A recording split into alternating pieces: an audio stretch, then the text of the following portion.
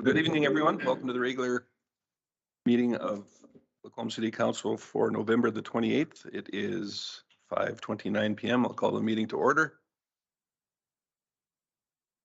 Councillor Gullickson, as you can tell, is not with us. He sends his regrets and he's away enjoying some personal time. Everybody's had an opportunity to review the consent agenda. Any items there for consideration?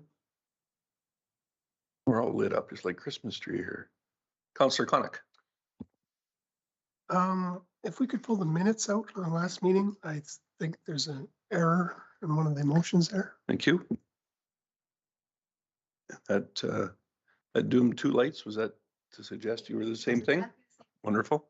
Anyone else? Very good. If we could have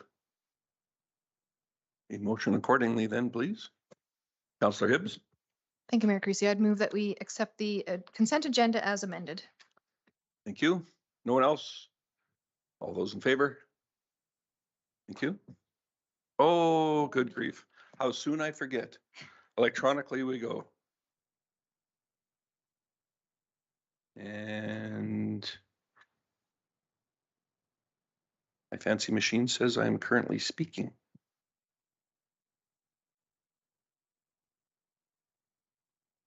Ah.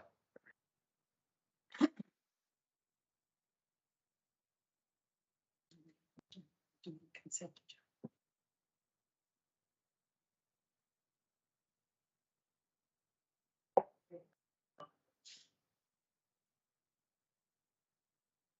Good eye, Councillor Hoekstra. Thank you.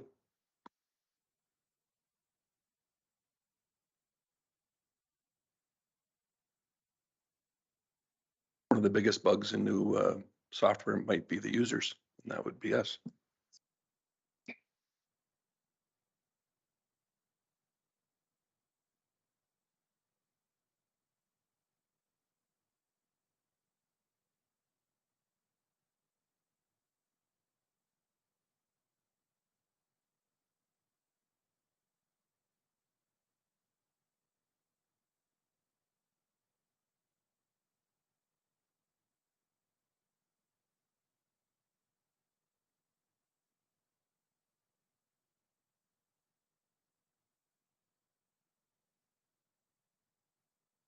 For the consent agenda as amended, correct?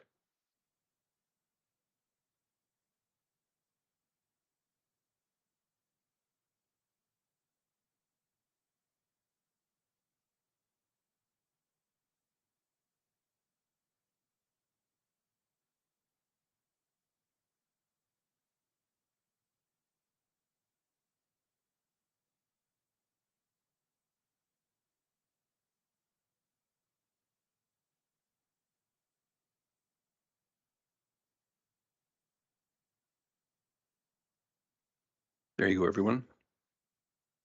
I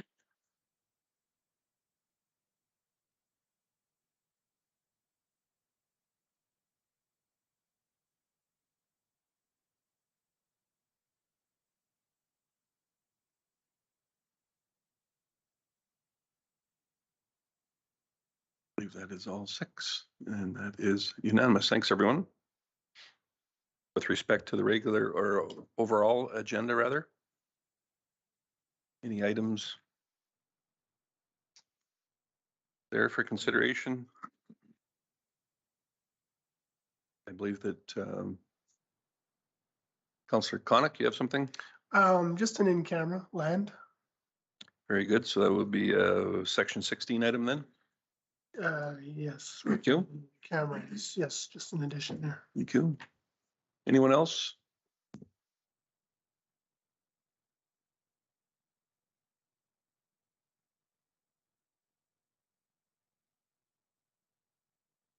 Would suggest it? Councillor Hibbs?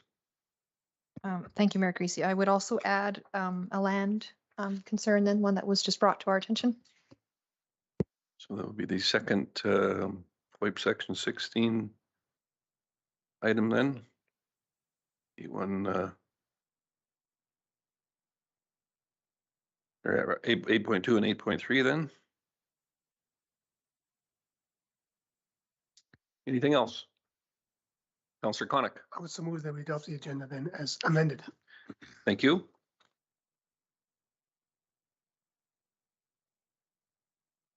I will call for the vote then here when it comes up.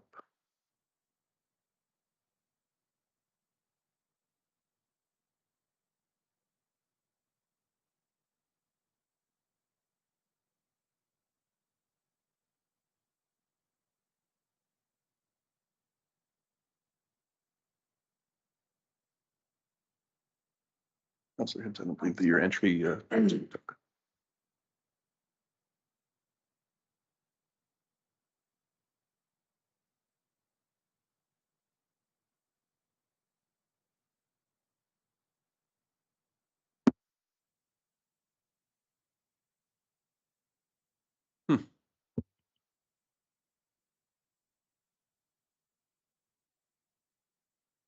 That's what it needed, an encouragement.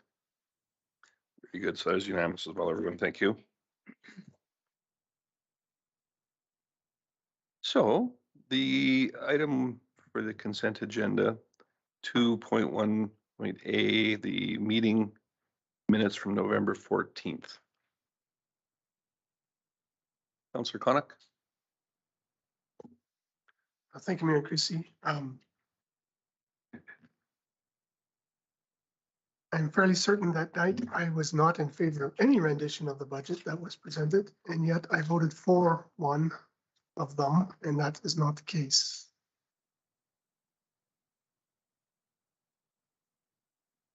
So just to avoid confusion then, specifically on what line item there on and what page are we at, just so that. 4. Page Thank you. 4 and the second one of 5.4. That was the first one of 5.4, and then the second one of 5.4. I did not vote in favor of that. Yeah. Move that one to the left-hand side and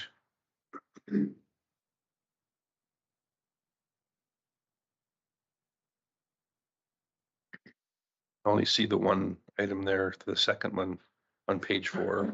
And you suggesting there's an additional one as well? No, just that one, sorry. Okay. Very good. And Counselor Hibbs?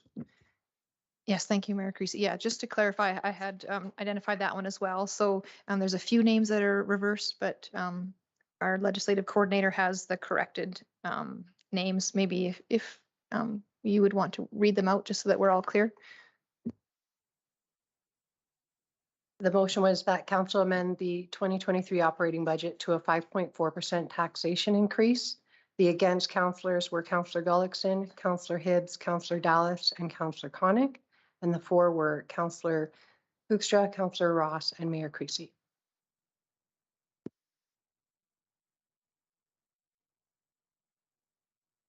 Very good. Were there any other items with respect to those minutes from the previous meeting? Any questions?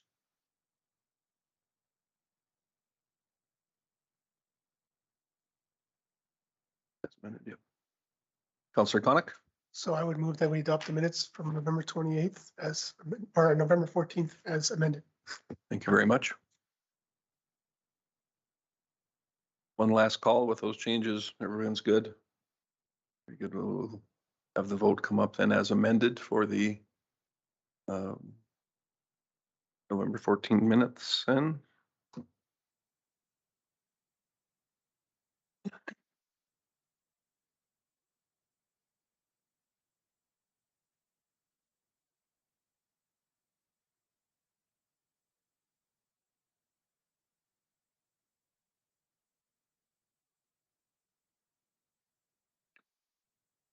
That is unanimous. Thank you.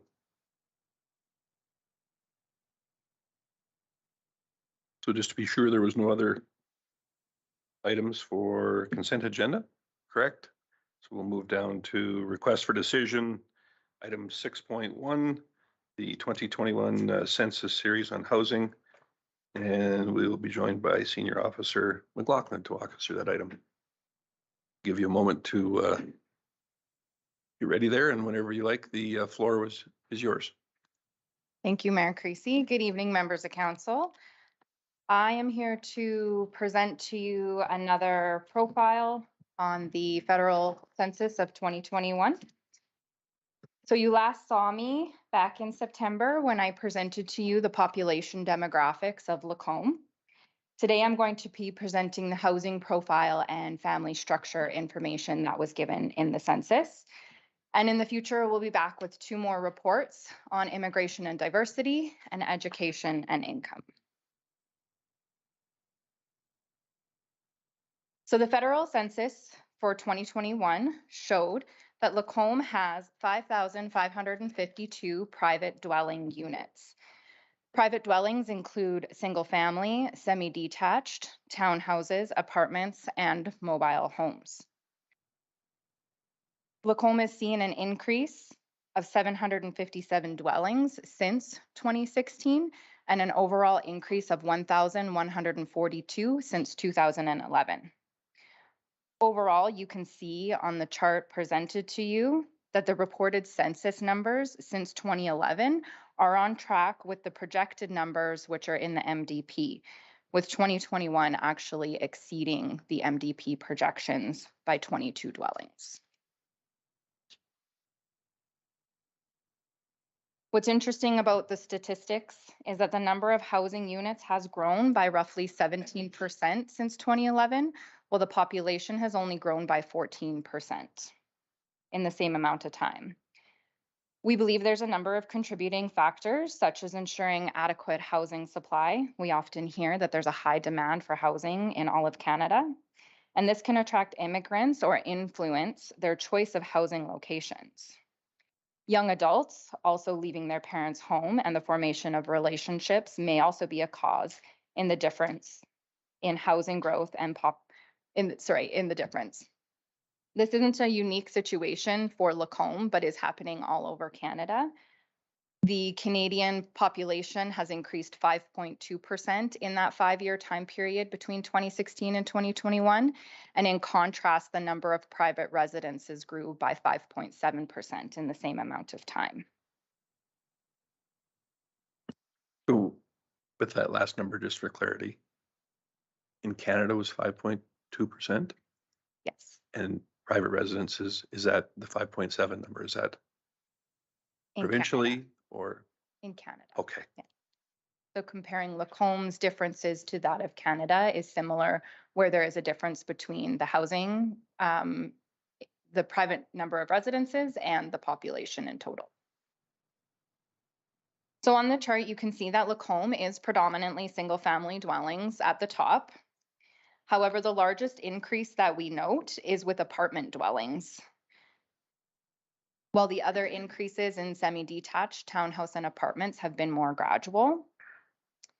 This is due to some of the notable projects that have happened in Lacombe since 2014, where there have been 158 units in Trinity Crossing, 94 of which are still under construction in an apartment building, 80 units in Mackenzie Ranch, and 46 independent living units in Henner Heights.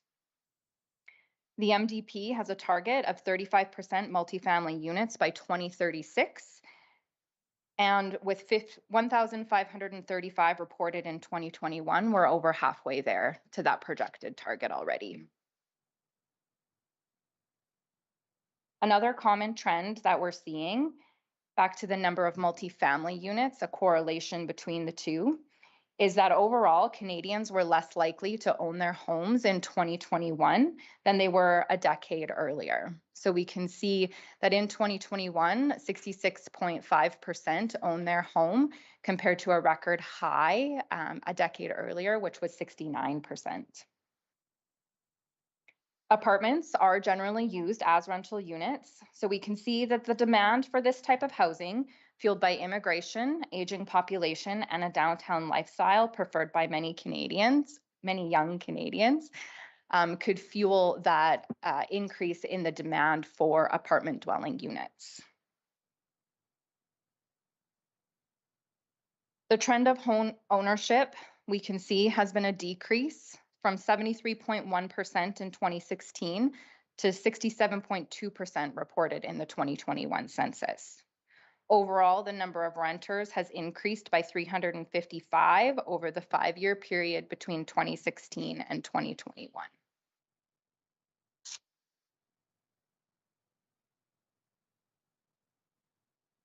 As we've seen in the statistics that I have presented, with the increase in apartment housing, living arrangements are also changing. In recent decades, there has been a gradual decrease in one-family households and an increase in alternatives like roommates or living with extended family. On the chart presented to you is the average household size in all of our comparator municipalities. The average household size in Lacombe is 2.5 persons, in Alberta 2.6 persons, and in Canada 2.4. In Lacombe, we have remained fairly consistent since 2011, and Lacombe is on average with most of those comparator municipalities. And as the living arrangements change, this is due to partnership changes as well. We can see in the statistics that marriage has declined, whereas not married and common law have increased. Throughout Canada, this is increasingly common, and many adults are choosing to live common law before marriage, and on average do so for 3.6 years prior to marrying. So in the 2021 census, 5,595 people identified as being married, 860 living as common law, and 4,305 as not married. You can see the comparison pie charts between 2016 and 2021, and those slight changes to the numbers.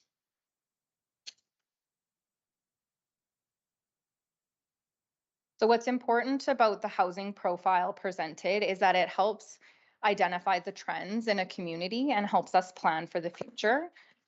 As rental and apartment housing is becoming increasingly common, the city of Lacombe should be planning for the future to ensure that there's proper densities in our new neighborhoods that can accommodate these types of dwellings, and that there's land available for the developments as well. So tonight, we're just recommending that council accept the City of Lacombe housing profile and family structure report as information. Thank you. Thank you very much. Councillor Hoekstra. Thanks, Mayor Creasy.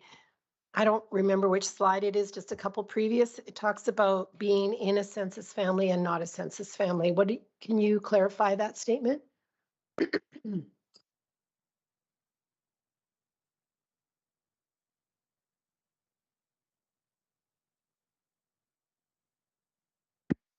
So a census family is the people who they live together.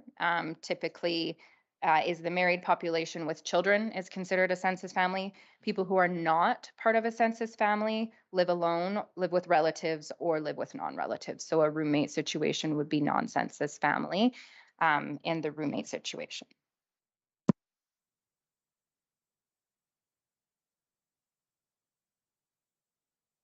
I guess the one thing that I noticed well, I appreciate the fact that we need to be able to plan for the future according to the type of wants and needs that there are for housing here. I'm just wondering if 2011 wasn't a little bit of an anomaly. I mean, if you go back the 40 or 50 years to the 70s there on that graph that we were just on, it's still an upward trend, pretty steep graph. I don't know that the last 10 years I would necessarily, that 2% drop, I would necessarily call that it's a trend. It's certainly not a serious trend. I mean, something to be mindful of, but I mean, 2% over 10 years is pretty minuscule per annum. So that was my only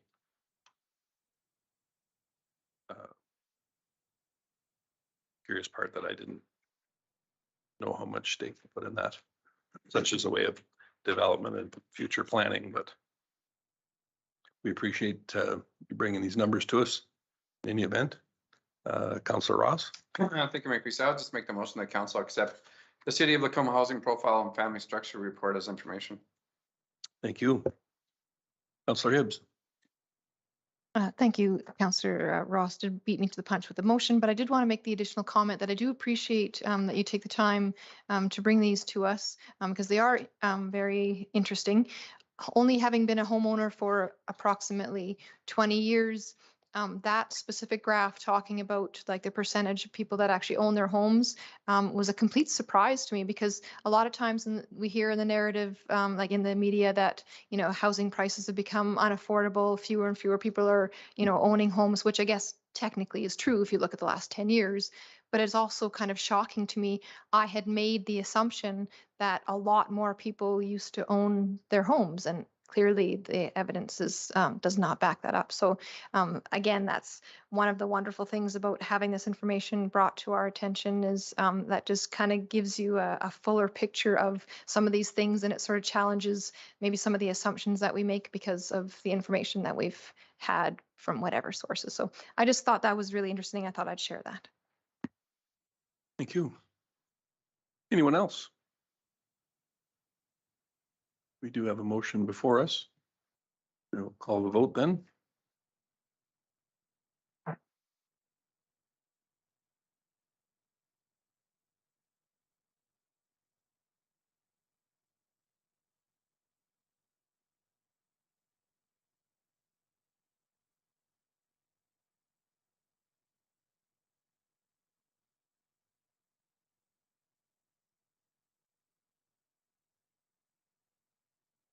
That looks like it is unanimous as well. Thanks, everyone.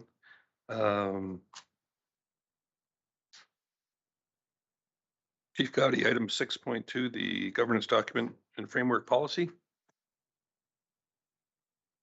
Thank you, Mayor Creasy. For council this evening is the proposed governance document framework policy. The proposed structure matches that which was reviewed by council in April at a committee meeting for the same topic, and so it matches exactly as you previously saw. I actually had intended to bring this back shortly after that committee meeting, and through my own oversight, didn't realize I hadn't until I was ready to start bringing the batches of reformatted policies. So those you will start seeing in the consent agenda starting in January. This follows the work of council repealing just over 1,000 bylaws and about 1,300 policies over the last 5 years. So certainly we're not inclined to add new ones unnecessarily, but I think your adoption of this framework will allow the city to review its governance documents in a consistent way. And over the next 5 to 6 years, from what we have estimated, we'll have a complete review of your policy framework and revamp it into this consistent format. I'm happy to answer any questions about the proposed policy or the structure within it.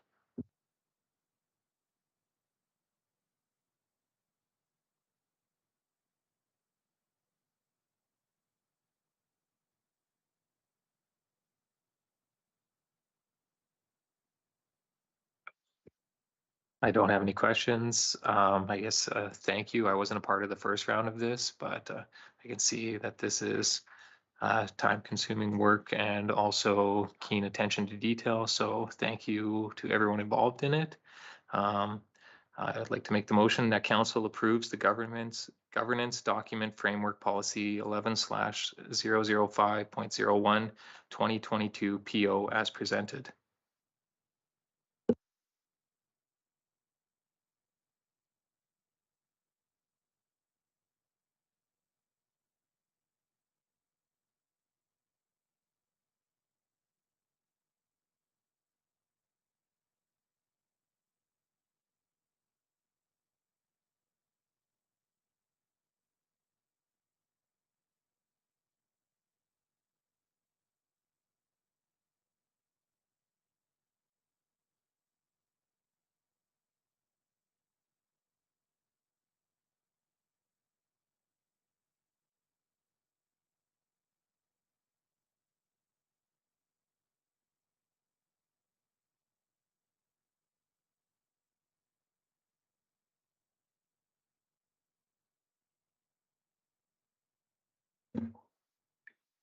Good evening, Mayor Creasy and members of council. The decision I'm bringing before council tonight is whether to increase the budget for the 45th Pedestrian Street Bridge by $72,600. The pedestrian bridge is required to provide a safe connection for pedestrians between the existing sidewalk on 45th Street and the trail on 46th Ave on the southeast side of the city, as shown on the figure in page 2 of this memorandum. Currently, the sidewalk ends just south of Wolf Creek, and pedestrians must walk on the road for approximately 25 meters and then cross 45th Street before connecting to an asphalt trail. Last year, administration spoke with a local fabricator to obtain some budgetary pricing for a pedestrian bridge. We were quoted based on the cost of scaling up a recent project for the Fish and Game Association. The costs they provided included engineering, materials, fabrication, and installation. Administration also included some additional funds for regulatory work and concrete work to extend the sidewalk and install a crosswalk. However, when administration began developing a request for quote early this year, we identified some additional challenges. In order to reduce the environmental and regulatory requirements, the bridge had to be installed above the 1 and 2 year flood level. This in of itself was not a challenge, as the 1 and 2 year flood level is approximately 1.5 meters below the road surface. However, a bridge installed that low would require approximately 30 meters of sloped sidewalk on either side to make up the height difference. And that's at the minimum required slope for accessibility. And I know if you talk to somebody in a wheelchair or pushing a stroller, they would say that even that is perhaps a minimum, but presents its own challenges.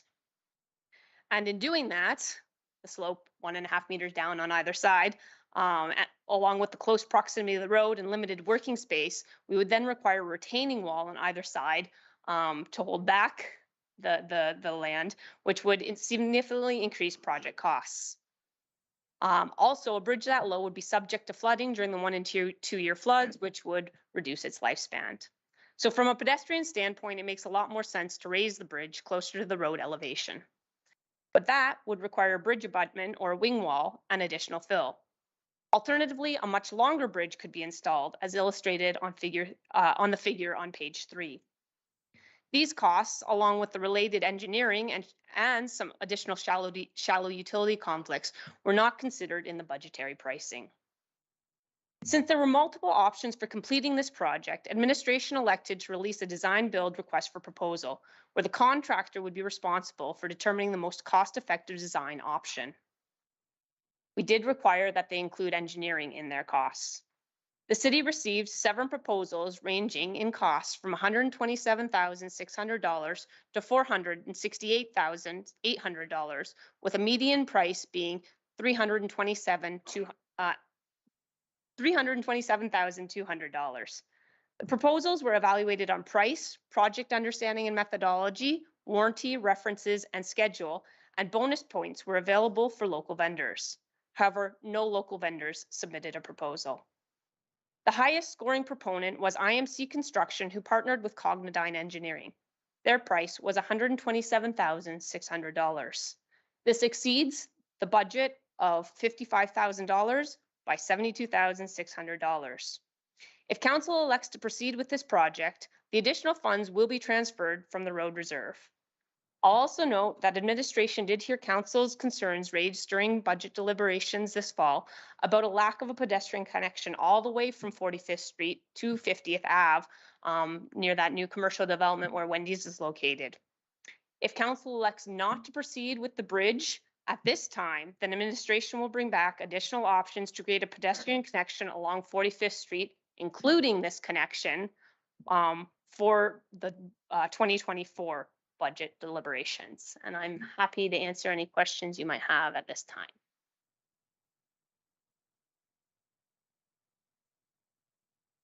Mitchell, Councillor Koenig. Thank you, Mayor Creasy. Thank you, Manager Mitchell, for your report. We're going to have to cross the creek at some point anyway, so we might as well do it sooner rather than later. And so I'm in favor of the motion that's presented. In fact, I'm prepared to make it. One of the strengths of this community is its walkability, which we see highlighted during COVID and even before then. So to make it safe, of course, we need to put this bridge in. And yeah, I'm not overly surprised it was a little higher than what we had projected, because I thought 55 was always a little low. But at any rate, I'm prepared to make the motion that council authorize the budget increase of $72,600 for projects 7093 45th Street pedestrian crossing funded from the Rose Reserve. Thank you.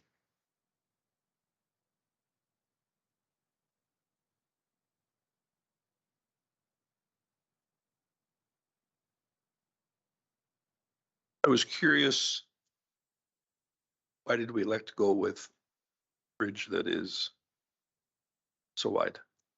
14 feet, 8 or whatever that works out to the bridge deck. That's a great question, Mayor Creasy. So we did talk to the Parks Department and ask them what their minimum distance was for snow clearing. And they do have machinery that can clear up to a minimum of 5, well, the blade is 5 feet wide, and Parks did ask for a minimum of 1 foot on either side clearance so that you can drive the machine across the bridge. So we set a minimum of 7 feet in our RFD, our RFP, request for proposal. But the actual submission was for a 10-foot bridge. I did reach out to the low bidder and did say, if we were to reduce the width to what we actually asked for, would there be a cost savings? And there is minimal cost savings. To go down to a 7-foot bridge, which would have a clear span of 6 foot 6 inches, there's about a 5% savings. And to go down to a 5-foot bridge, which would have about a 4 foot 6 inch clearance, there'd be about 10% savings. Thank you. And also, when this was originally discussed, we had contemplated crossing the creek on the west portion. This one is now on the east, which is a substantially longer span. What was the reason for changing that? Also a great question. When we actually went out and did the survey at the 1 and 2 year flood level, which is kind of where we have to stay out of for regulatory reasons, it's not actually that substantial of a difference in width at the crossing. It's a couple of meters, but when we put out the RFP, we were open to both options. And we allowed the proponents to propose on either side. Some proponents, or one proponent in particular, did submit on both sides of the road, and there was about a 5% cost savings on the west side versus the east side, which is the one that we're electing to go on. With it on the east side, there are a few things that are beneficial. One, you don't have a mid-block crossing, which is advantageous to have your crosswalk at the intersection. In addition, the future trail will continue on the east side of the road up to 50th Ave. So it makes sense to keep the bridge on the same side as where the future trail will continue. And so for the minimal amount of savings that it was on having it on the east side over the west side, most, I would say 6 out of the 7 proponents elected to go on the east side versus the west side with their proposals.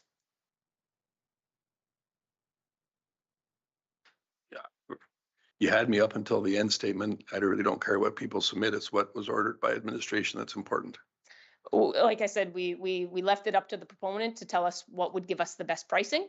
And 6 out of the 7 said there were a number of runs. Connectivity was one reason. Shallow utilities was another reason. There are some overhead poles in the area as well. Although I believe they would have to work with them on both the east and the west side, and then connectivity going forward. But the biggest thing is that there was not a significant cost saving to one side or another. So when they looked at what makes the most sense, what will the city want, what looks advantageous in our proposal, 6 out of 7 of them said, let's go on the east. One of them said, here's pricing for both, and the difference was 5%. Okay, thank you.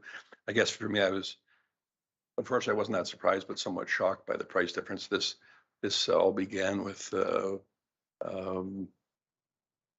safety item that was brought forward to paint 2 white lines across the roadway there, and has blossomed into a $130,000 bridge and whatnot. So I'm just wondering if we're not leaping ahead a little ambitiously on this one, more than what is warranted. It still doesn't account for actually crossing a road, which was the original purpose of this in its entirety.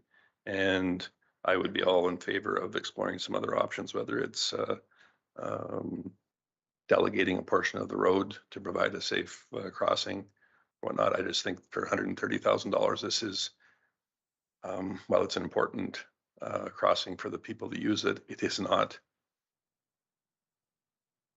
an extremely well-used area that warrants this kind of input when there's not even a sidewalk that extends to the north on either side of the road for that matter.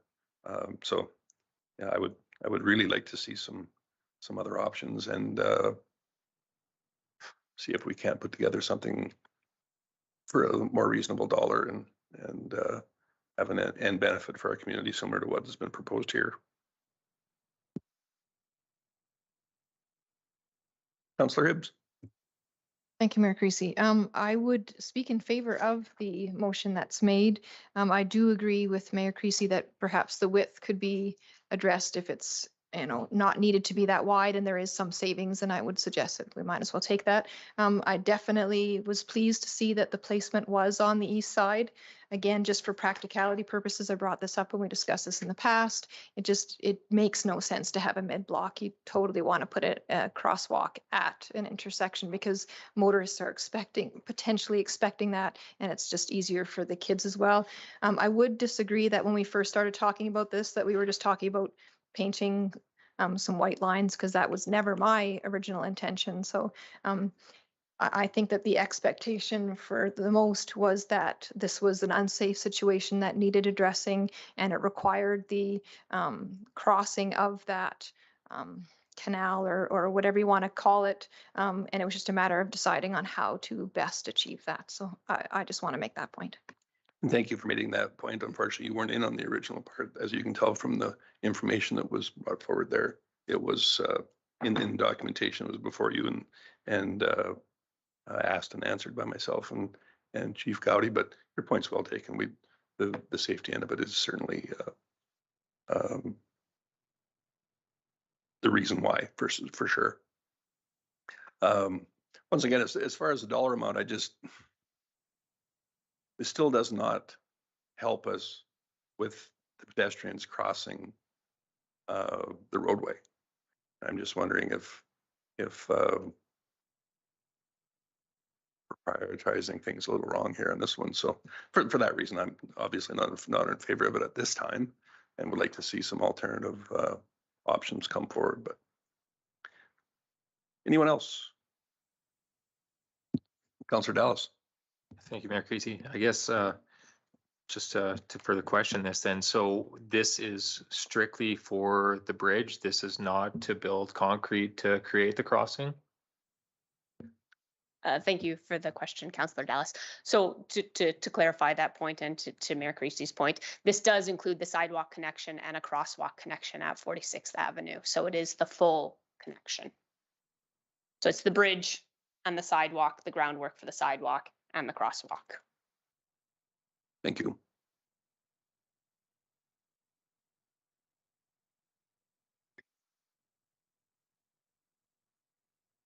And for further clarification, the crosswalk this is not a lighted crosswalk or a controlled crosswalk. This is just the actual foot traffic portion. Correct. This is where you'll get your 2 white lines. Okay, thank you. Any additional questions or concerns? So we do have a motion before this, and I will call the vote.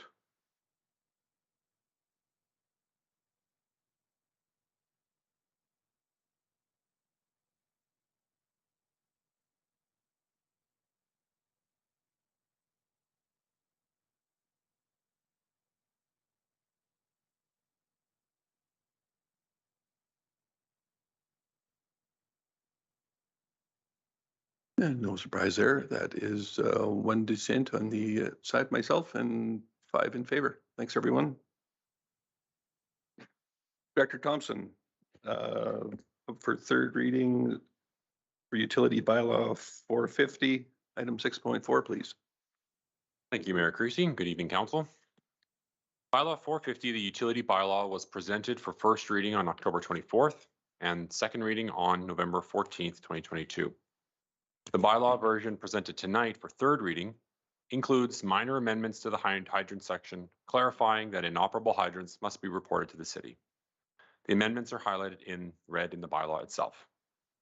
The changes to service levels proposed at first and second reading are included in third reading tonight. Based on Council's feedback, we have also brought forward 2 alternative rate transition proposals that limit the impact on non-residential customers by shifting less of the overall cost to non-residential customers than initially proposed. Alternative 1 moves from a 4-year transition to a 5-year transition starting in 2024. It also makes the fixed rates at the higher tiers in the water and solid waste utility less on a per unit basis compared to the lower tiers. The result is shifting less of the overall fixed costs to non-residential customers than initially proposed. Given council's feedback to date, alternative 1 is administration's current recommendation. It substantially resolves a rate inequity in the city's utilities and provides for less abrupt rate increases for the non-residential customer during the transition period. Alternative 2 also includes a 5-year transition starting in 2024, but it only implements the proposed solid waste fixed tiers, not the proposed water and wastewater tiered fixed rate changes. This alternative still addresses the most substantial rate inequity issue of all the city's utilities, residential customers paying a disproportionate share of the city's disposal costs. The net result of both alternatives is more positive for non-residential customers while maintaining only a modest increase in residential rates between 2024 and 2028. Tonight, administration is asking council to make 2 separate decisions. 1, to pass 3rd reading of bylaw 450, and 2, to endorse a phase-in strategy of a new utility rate structure starting in 2024. I'd like to clarify that passing 3rd reading of bylaw 450 does not require council to also endorse a phase-in strategy tonight, since the proposed fixed rate structure changes do not take effect in 2023. The 2023 rates in bylaw 450 are the same for all phase-in options administration has proposed to date. If council wants additional information about the proposed rate structure and needs more time to consider it, the passage of alternative motion number 2C instead of the recommended motion number 2 would direct administration to return to council in the first quarter of 2023 with a separate rate model report seeking council's direction at that time. However, administration does recommend tonight the passage of 3rd reading of bylaw 450 and the endorsement of the alternative 1 phase-in strategy. Thanks, Director Thompson. So one item that we didn't, I'm sorry, go ahead, Councillor Hoekstra. Thanks, Mayor Creasy. Thank you. First of all, there's been tons of work going into this review, but I still am very hesitant to support it. I have a number of questions.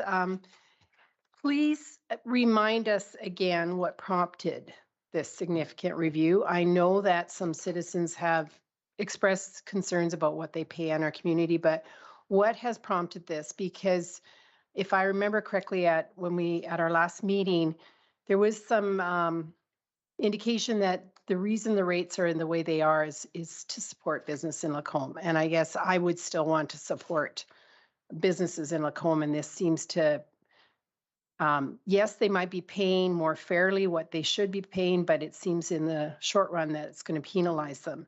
Secondly, why wasn't there any community consultation on this? The biggest piece here that I feel that needed community consultation was around service level changes.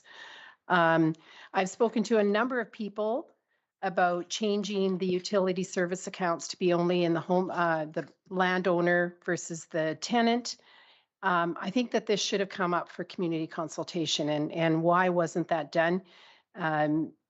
Regardless of what other communities are doing, that isn't reason enough to make the change. This is part of what the city can do. Yes, it is onerous at times, but it is a good service. I guess the landlord does not have the same skills or ability at their disposal to follow a delinquent account that the city does. Plus, again, a lot of our business owners are landlords, so they too will be penalized in this process. Yeah, so the last thing is, I guess I'm asking my fellow councillors, are we comfortable with how these changes will impact our businesses and investors in our community? And is the communication proposal, the communication of these changes, are we comfortable with how that will be met by business owners? I did speak with one business owner in particular, and his comment was, as long as it's fair, he can kind of see it, but I guess I just wonder how most businesses will they be able to see that this is a fair change?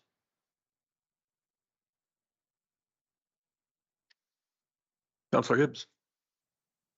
Thank you, Mayor Creasy. Just a quick question for Councillor Hoekstra. She made the point that the city is in a better position to chase down delinquent accounts versus, say, a landlord, and I'm just wondering why that would be. Councillor Hoekstra. Thank you. Because they have that has been a practice that they've been doing. They are the provider of the service. They are going after the person who has consumed the service or and so they are able more administratively to do that. A lot of landlords don't have access to that kind of administrative support. And so plus, I think it's just a significant change that landlords aren't used to. One landlord I spoke to, again, he was saying, that is not what I want to add to my responsibilities because I haven't been. It's partly about that we haven't been doing it as landlords or some landlords haven't, and the city has been doing it. Is it owners? I totally believe it is. Small landlords don't have, like with a damage deposit, it doesn't cover delinquent accounts. It only covers the damage that the tenant may have made on their place of rent. So. Thank you. So that was one item that I was curious about, and some of the correspondence that I've had from citizens as well. To suggest, however, that the city is better suited to collect those accounts, I think we've got $12,000 to $15,000 per annum that would suggest that there's some flaws in that system as well, because those delinquent accounts speak for themselves, and that is an unfair burden to each and every one of us in the city that pay for our utilities, because of that shortfall has to be met somehow, and there's only one pocket it can come from, and that's the remainder. So that one I do have a bit of an issue with. The landlords, and I'm asking if anyone here knows if in fact the damage deposit amounts could not be put towards non-payment of utilities. I understood that they could, but perhaps that is wrong. I'm not suggesting that the amount that they are able to ask for perhaps might not be large enough, but as far as suggesting those are only meant for damages, those are financial damages. So the physical damage is one is a complete another item. Does anyone have an answer to that question? Councillor Hoekstra? Under the current model, you would not use your damage deposit to pay a delinquent account because the delinquent account would not be in the landlord's name. So, but does that make sense? Like I'm saying, if a tenant doesn't pay their utility bill, the landlord doesn't step in and pay it under the current model. Correct. And that is what the city's trying to rectify. I get that.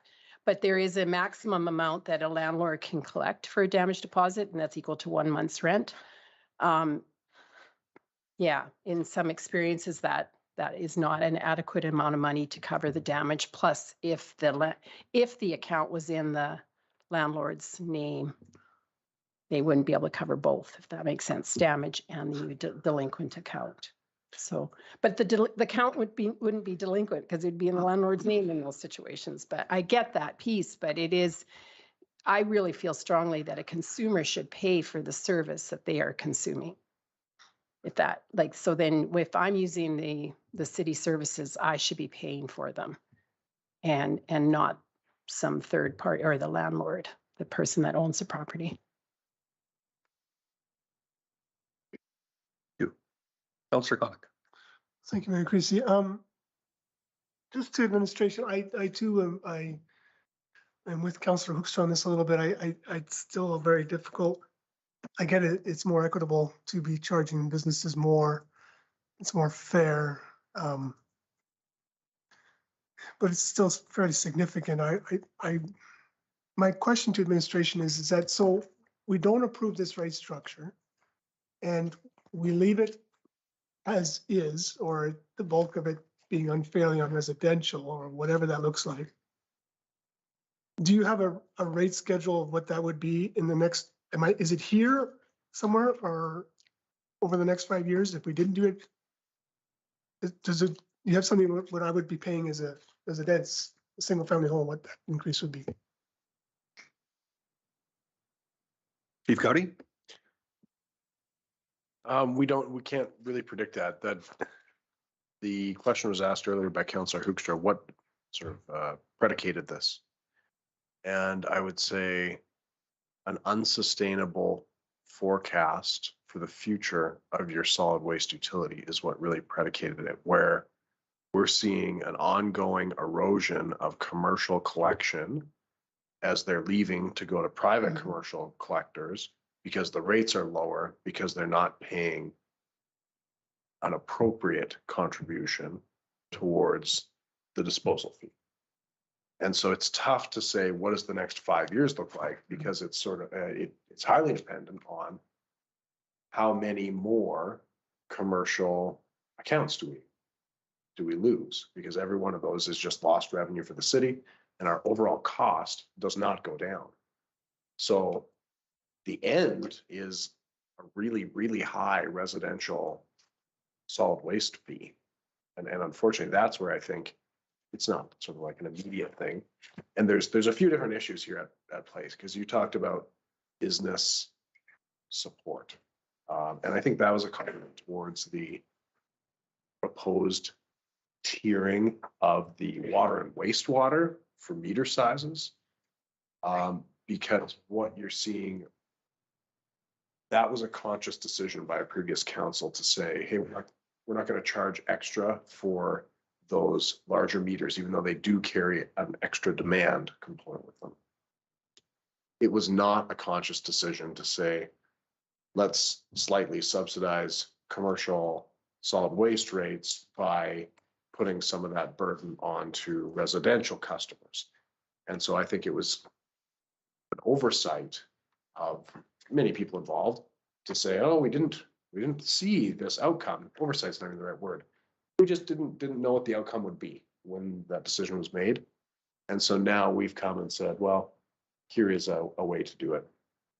You'd also made a comment that the users of services should pay for the services they consume. But I would argue that actually, when it comes to rental property, almost all of the services you provide are not paid by the consumer, but in fact paid by that landowner or the landlord today. So there is no direct cost for fire services or the subsidy of the arena or the library paid by a renter. That's paid by the owner through their property taxes. So you already have a situation where the majority of your services are not paid by the user. They're actually paid through a proxy system from the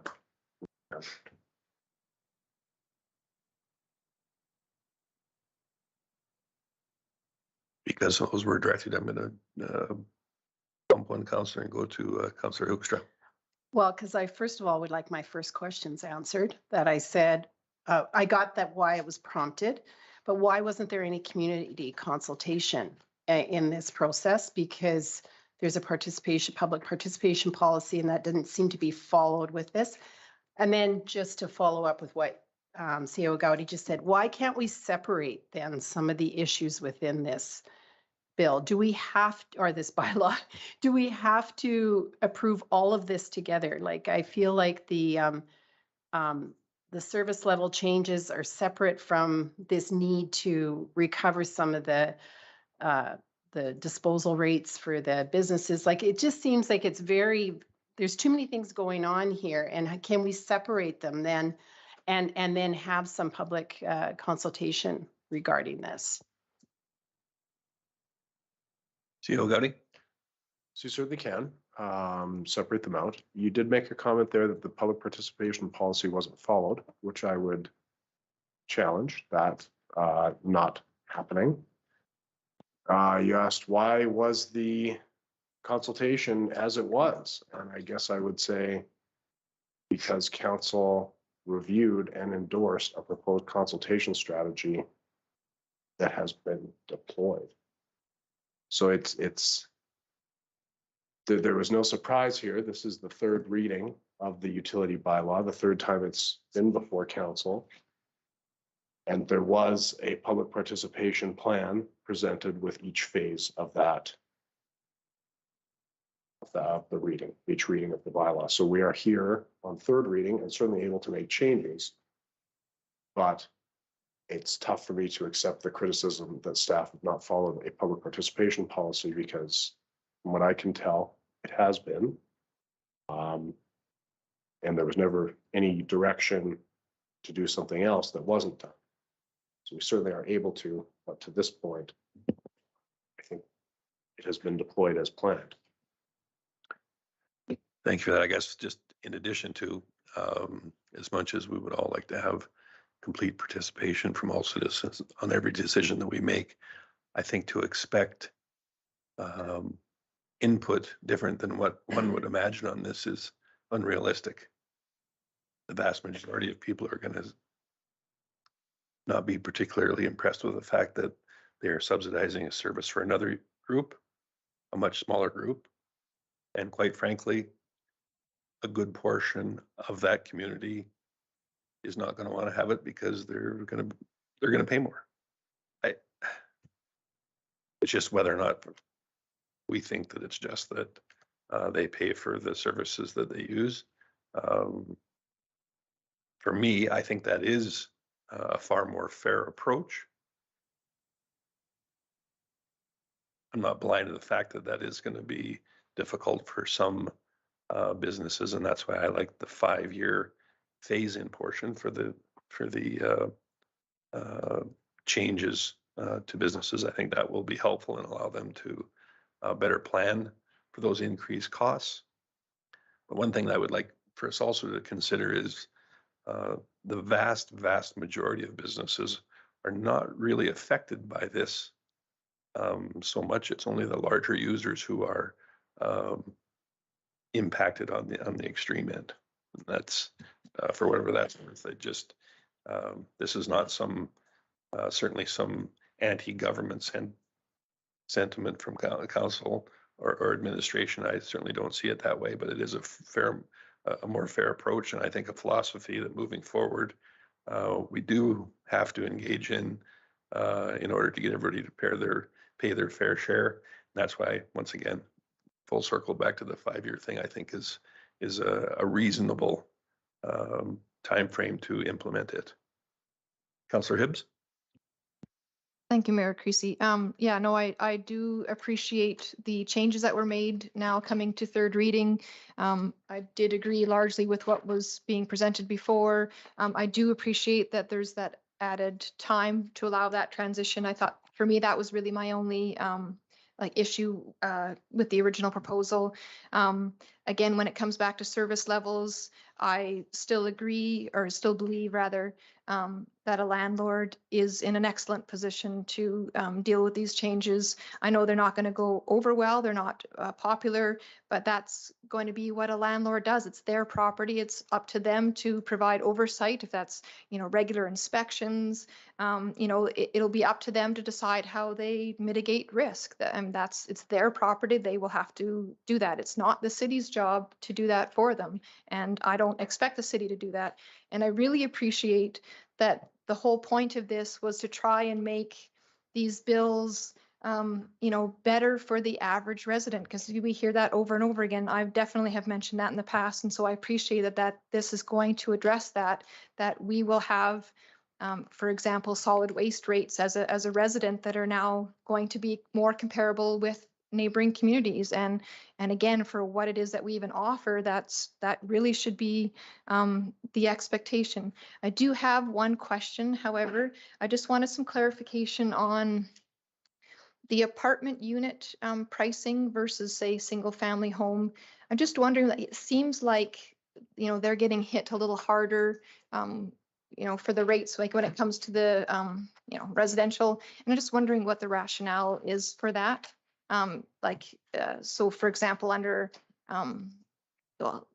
any of them, you have about a 4% increase for what was originally proposed, and then alternative one, which is the suggested alternative that we go with. It's just seems like quite a jump, like, 10 to 14-ish dollars as opposed to a single family home. Like, why is the discrepancy there? So thanks, Councillor Hibbs. That comes from the tiering of the water meter rate. The apartments we've assumed for these profiles, we've assumed I think a 1 1/4 inch to 2-inch meter for apartments. It's a level above the residential home.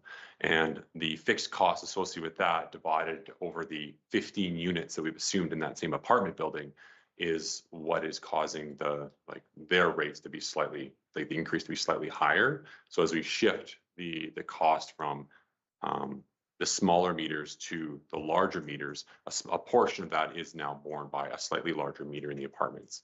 Now, of course, with larger apartments, the more units that they can distribute those costs over for the same meter size, then the fixed cost per unit should be down. And so this is an estimate of what an apartment unit would pay in utility costs. In reality, the city would have one utility bill for that whole apartment. And so we were just trying to show what the impact of these utility rates would be on a apartment or a renter or something like that. Like how could this affect rental rates, for example, in an apartment is what we're trying to show here. Councillor Ross? Thank you, Mayor Creasy. I do echo your comments that in terms of the water, it is mathematically a low percentage of the businesses would be affected. I do support that we're trying to create some fairness with our solid waste rates.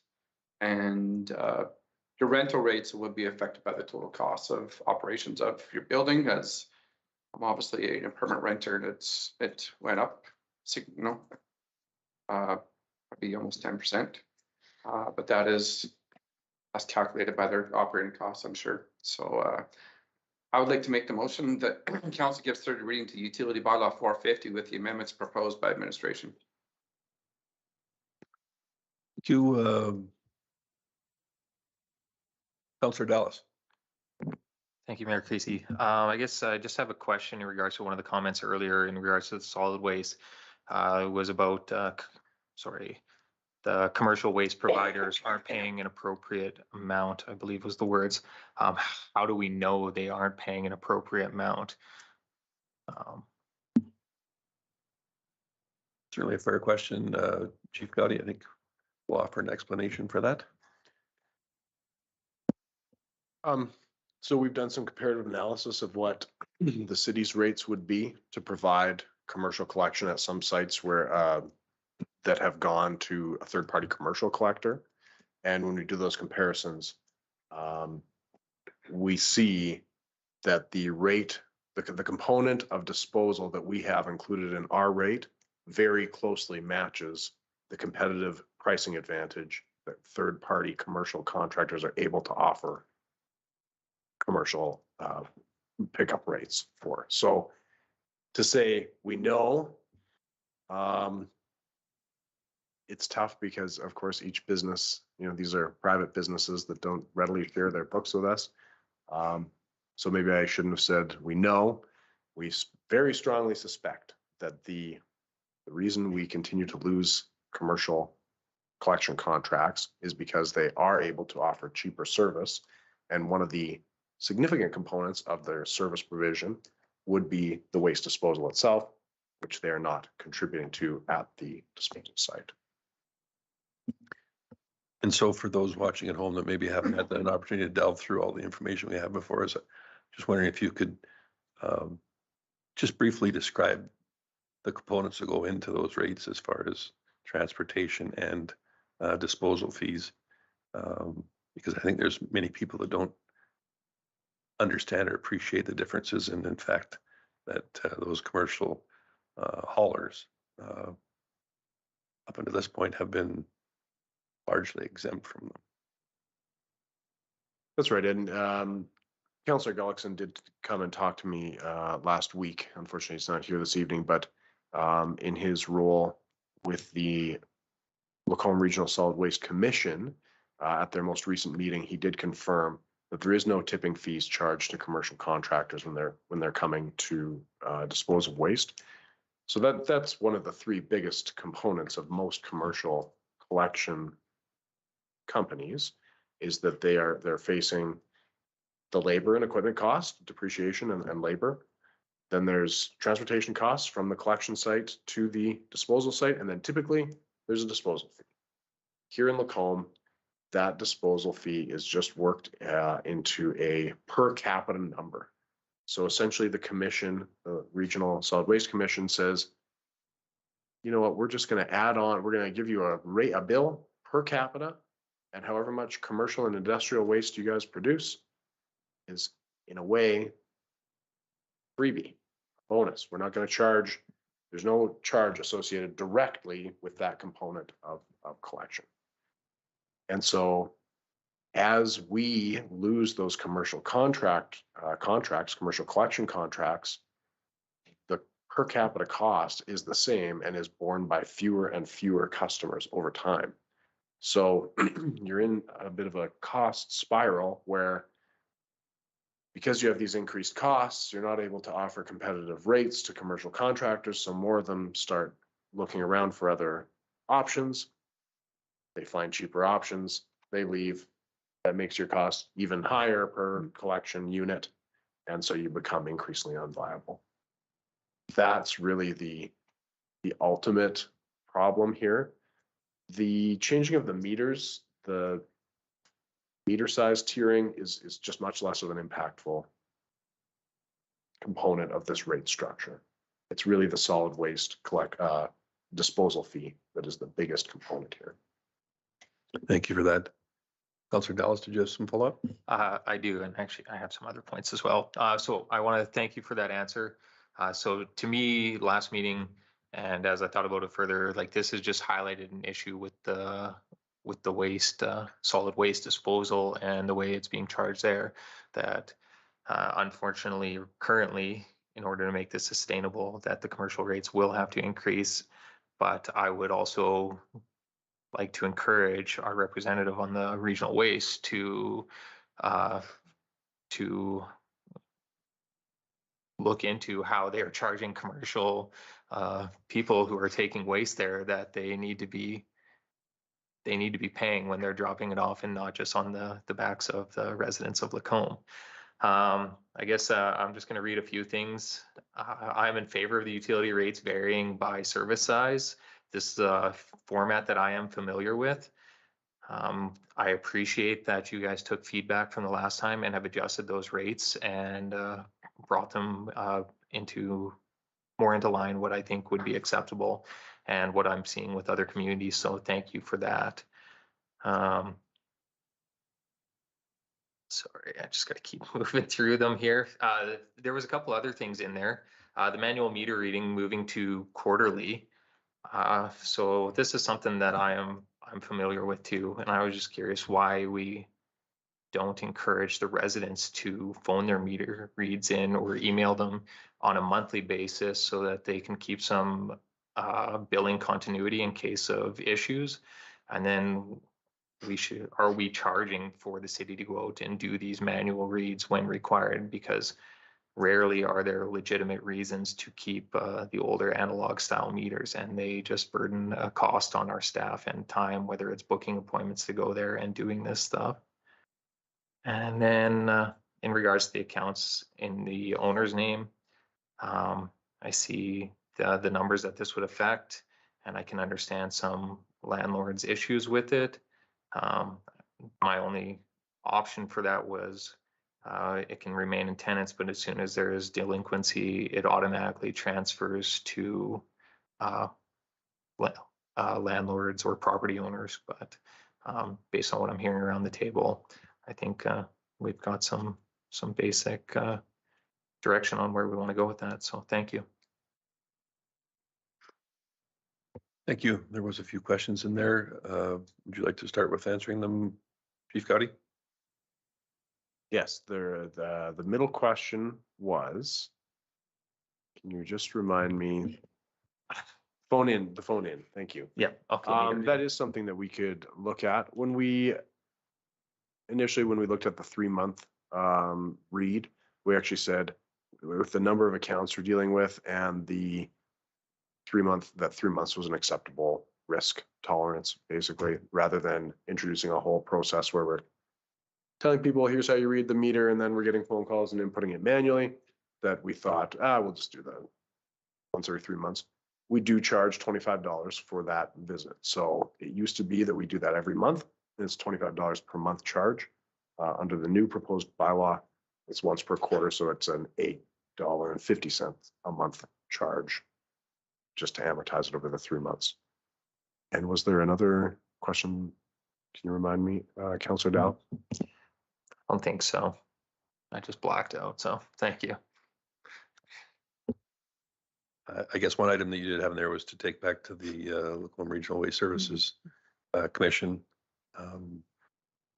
Perhaps a more equitable way to charge for services there. And as sitting on that board, I can assure you that a lot of time and effort has went into methodology to do just that. And we find ourselves in the situation that we are because it is a large system that includes many communities. And ours is but one that makes it difficult to implement changes on a large scale without the costs overriding the benefit in such a hurry. It just becomes cost prohibitive, weighing each and every load at all the sites and whatnot. So we have looked at lots of different items, and I think that both Director Thompson and CAO Gowdy have been involved in many discussions with the manager of the LRWSC, and there's been many changes made, but in this particular area, we've been stymied as to come up with some better alternatives. But your point is very well taken, and happy to reiterate it at our next board meeting once again, because it comes up often. Councillor Hoekstra. Thanks, Mayor Creasy. A comment and a question. I commend you for that explanation regarding solid waste, because when I did explain that to a business owner, he did say that seems fair, but I'm just concerned how we are going to communicate to all the businesses that kind of, that's not my question, but that kind of level of explanation, because it makes sense. It makes sense when you get that level of explanation. But maybe my back to, and I know I shouldn't speak to an issue twice, but about the public participation policy, the community standards bylaw was addressed all summer, farmers markets, all that kind of stuff. This bylaw, not like, I guess that's where I saw that this one didn't seem to have the same public participation. It's kind of coming quietly. The business owners I've talked to have no idea it's coming through. Community standards bylaw, we talked to people about their length of grass. And so I guess that's where I see that there seems to be not the same request for public participation. So when does council decide that one gets to be addressed at farmers markets and another one doesn't? I guess that would be my question. Chief Gowdy. So I mean, simply, well, at the time of the when you look at the first reading and say, well, that's good, that's satisfactory public consultation, or it's not. Here, I think that part of what is probably causing concern is the bundling of a few issues in a comprehensive review. So to the one side, which I consider by far the most impactful part of the change, which is the solid waste thing, like the tiering and charging for commercial waste, that consultation is proposed to take place over the next year, where we would be notifying all businesses that are affected and then potentially meeting with them if they're interested in doing so, to explain the changes. And those that are affected significantly, there's not a huge list of them. And so that is something we can offer over the year, that it would be like one-on-one meetings.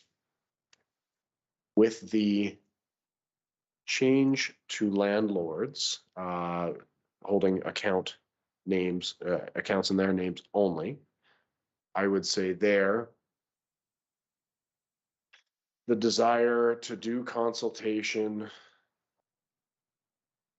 it's It's very strong when, if and when you know what the likely feedback is going to be. And even in our own public participation policy, it says the risk of disingenuous or sort of like poorly handled consultation is that you'll actually get worse outcomes than not doing consultation at all, because you're going out and setting expectations that you're open to hearing a message that really are you. And I think council is open to making a different decision on this, but it's not because you'll hear unexpected things from a focus group of landlords who are being told, oh, the accounts are going to be in your name. I'm confident that 10 out of 10 will be opposed to that. So is it right to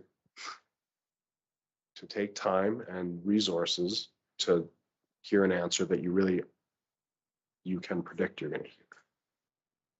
But we're certainly open to doing so.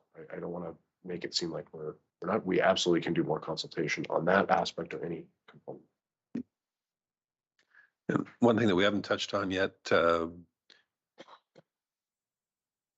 recall reading that the current relationship between the city and tenants will stay in place until that tenant changes, correct? I think that's Yes, that is an correct. important thing to make note of for any landlords that are watching as well. Councillor Conick. Thank you, Mayor Creasy. So I'm just, for my own clarification, I'm let's say hypothetically, I own a business here in town and I have private garbage collection right now. On my utility bill, do I pay a solid waste fee? No, you do not currently. And then this new structure then will address that? I will be charged or no? Yes. Well, sorry. What's proposed here today is to give council a bylaw that would allow for that. Starting January 1st, no such charge would exist. Over the 2023, we would advise any affected businesses, well, actually just all businesses in town, say, we've identified you as a tier, whatever your business is, tier 2. And so the charge is going to be this as of January 1, 2024. And then it'll increase for, depending on your phase-in period, for a number of years thereafter. Okay, thank you. Because I was just trying to think, well, what's to prevent someone who's using the city now to say, well, you're raising my rates, I'm going to go use a private guy then. But you're saying now that in fact, this addresses everybody now, whether it's private or not. Yes, that's right. So if in your example, if you were a business currently using the city's service, then January 1st, 2024, your bill, let's say it's $100 today, it would rates increase incrementally every year, but it would basically become maybe $70 for collection and $30 for disposal. So you won't actually see a significant change to your cost structure. It will just be delineated between collection and disposal, whereas currently it's a all-in-one number. And if I use private collection on January 1st, 2024, my bill will now say $30 disposal. Disposal, sorry, yes. And That's not, okay, thank you. Because I was just trying to think, well, how does this even address? Thank you very much. That really helps me. My other question is, as far as the landlord-tenant relationship goes, is that strictly for residential, or will that be commercial as well? Like, for example, when I had my business downtown, I had my own utility bill. Are you saying now, as of January 1st, 2024, my landlord will get that bill and then he'll pass it through my rent? Or is it strictly residential that's being addressed here? As it is written today, it's both residential and non-residential. It would Okay. be utility or building owner only.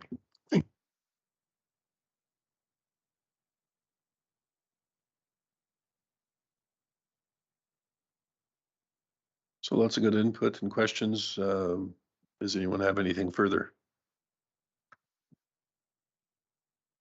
I believe that Councillor Ross had proposed a motion. I'll have our administrative assistant read it back to us, please.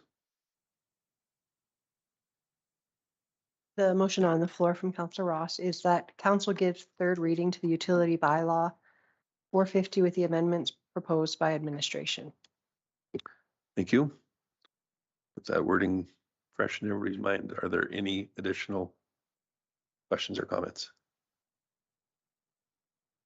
Seeing none, I call the question.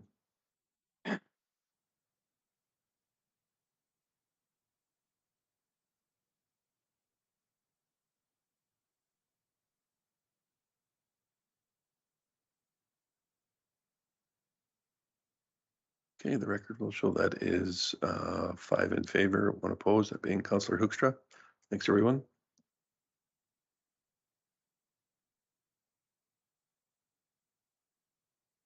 It's fresh in my mind. I will have administrative remind me after the meeting to ask a question for our IT department about our voting system. A small item that has changed. I just don't want to gloss over it and not remember it until next time. Thank you.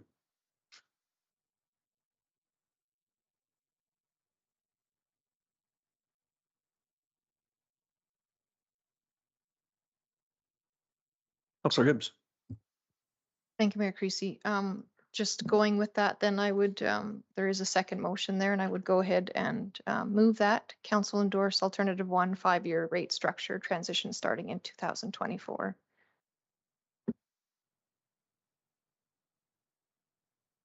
Thank you. Councillor Conick. Thank you, Mayor Christie. So just further to the communication piece then.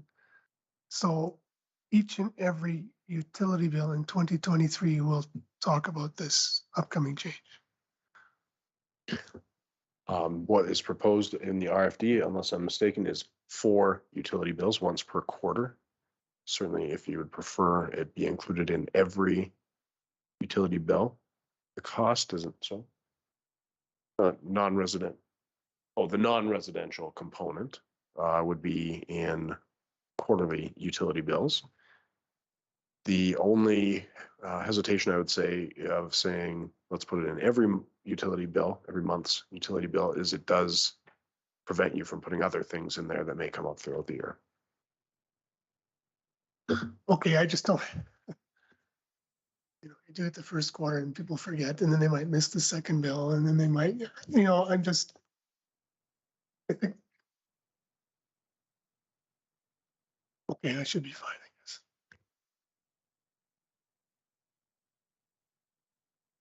Anyone else?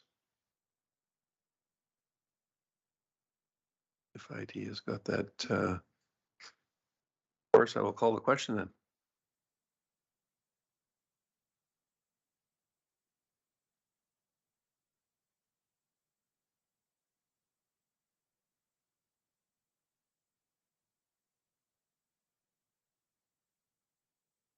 All those votes are in. And that was unanimously voted in favor, therefore passes.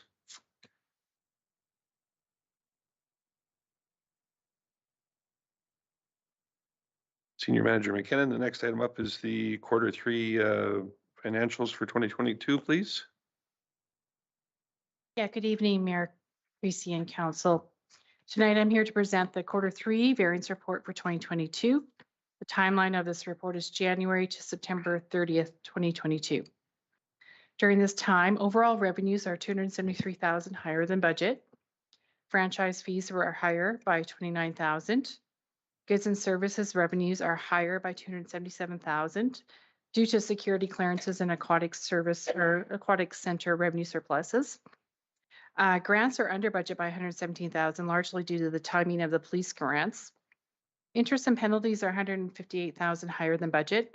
56 is due to tax penalties higher than budget, and $125,000 is due to year-to-date interest on our investments. Permits, fines, and licenses are under budget by $94,000, largely because of the police fine revenue is currently under budget by $100,000. This is partially offset by favorable permit fee revenue. Other sources of revenue include a favorable variance of $167,000. This is due to unbudgeted revenue for lease property, equipment sales, and sponsorship revenue, as well as a rebate from the Regional Wastewater or Waste Services Commission of 98,000. Transfer from other operating is a timing difference for transfers for common services and other internal charges that will be completed at year end. This is offset by a transfer to other operating expense. The year-to-date expenses are $2,288,817, or 6.83% under budget. The large reason for this is the school requisition has not yet been paid, which equates to 1.2 million. Personnel variances of 488,000 or 4% can be explained by position vacancies, short-term disability, and WCB leaves. Transfer to other operating is 230,000 surplus due to timing of common services and transfers from utilities. Transfer to reserves is over budget by 289,000 due to a 98,000 transfer from the rebate to the Regional Waste Commission and budget timing differences in common services. Water purchases from the City Red Deer wastewater collection fees are under by 65,000, and goods and services is 185,000 under budget for the third quarter, largely due to the timing of other professional services and snow and ice removal costs. The net year-to-date surplus is 2.5 million. The timing difference in utility reserve transfers will largely reduce the surplus by the end of the year. Personnel surpluses will likely carry forward until year end. The next variance report is January to December 2022 for the full year, and that will be presented in April with the audited financial statements. I'm happy to take any questions.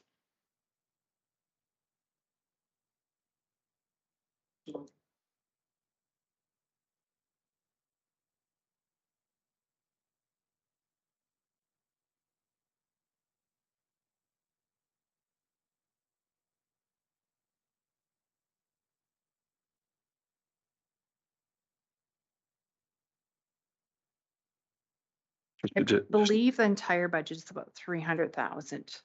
And it tends to get higher in the fall.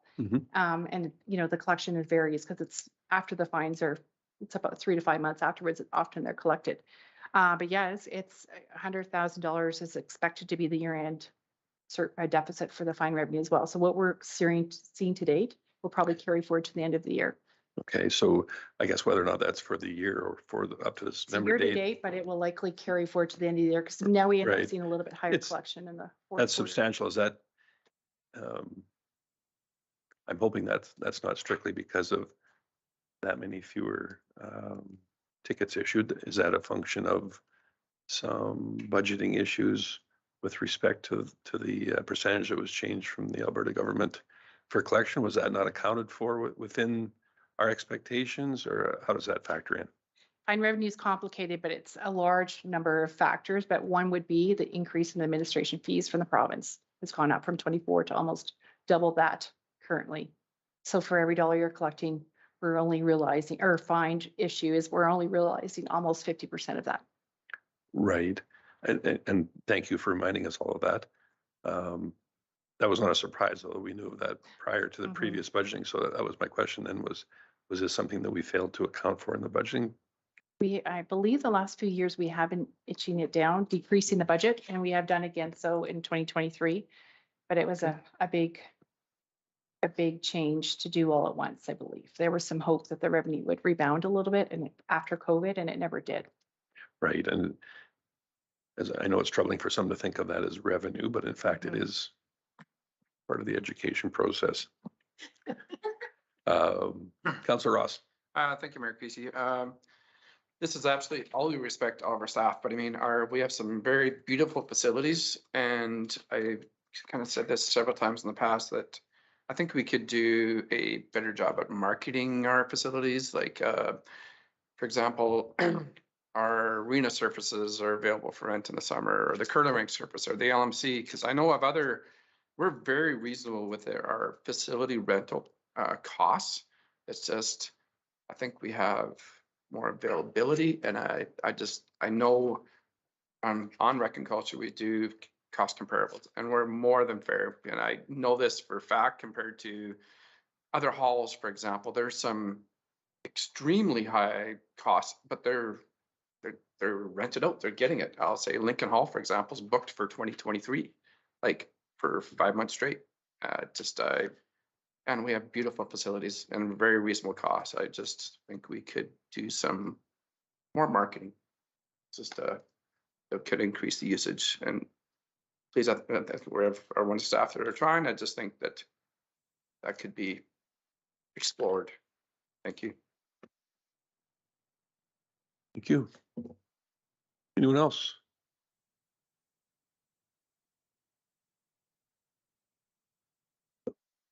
Counselor Dallas. Thank you, Mayor Casey. Just push forward the motion that council accepts 2022 Q3 operating variance report as information. Appreciate that. No additional questions? You took it way too easy on Senior Manager McKinnon tonight. That's just an indication of a well-done report, right? Counselor Conick? Obviously, this is Q3. All indications are, though, that we should expect a surplus by year end of some sort. Yes, that's correct. Always good to end on a positive note. Anything additional? Yeah, literally, exactly. If not, I will call the question then, please.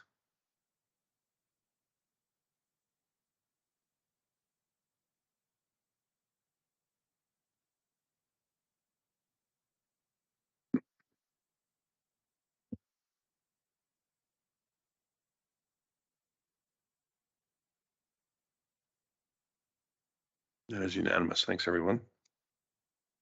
So we do have some section 8 items. However, prior to that, let's just go through our update for meetings. So everyone that's watching at home and in the gallery has them on hand. All regular council meetings, and those are held here at 5:30 p.m. at City Hall, and they are December 5th, January 9th, and January 23rd.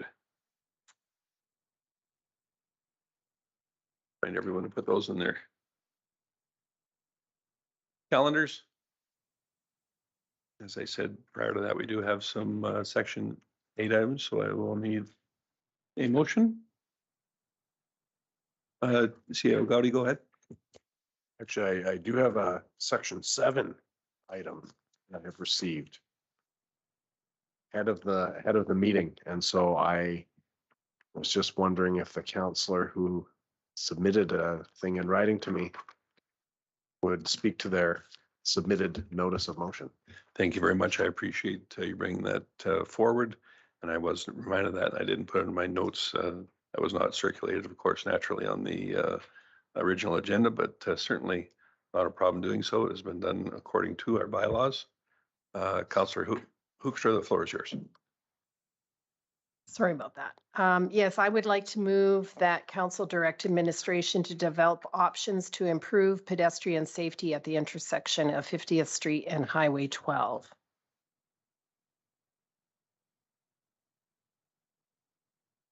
Thank you. So we will look forward to that coming on our December 5th meeting then, correct? Very good. And administration is in a position with that time frame to be able to put forward a report that will assist us. Not for the 5th, but following council's direction to do so, we will operate on and have it in the new year. I was trying to catch them on one. Thank you. Appreciate that. We'll give IT a moment to input that item. And I'll call the question when ready.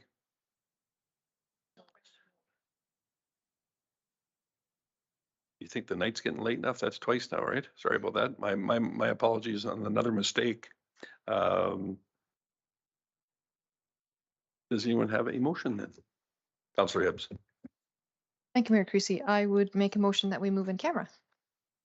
Thank you very much. 7:03 p.m. I've got on my line, and Call the question.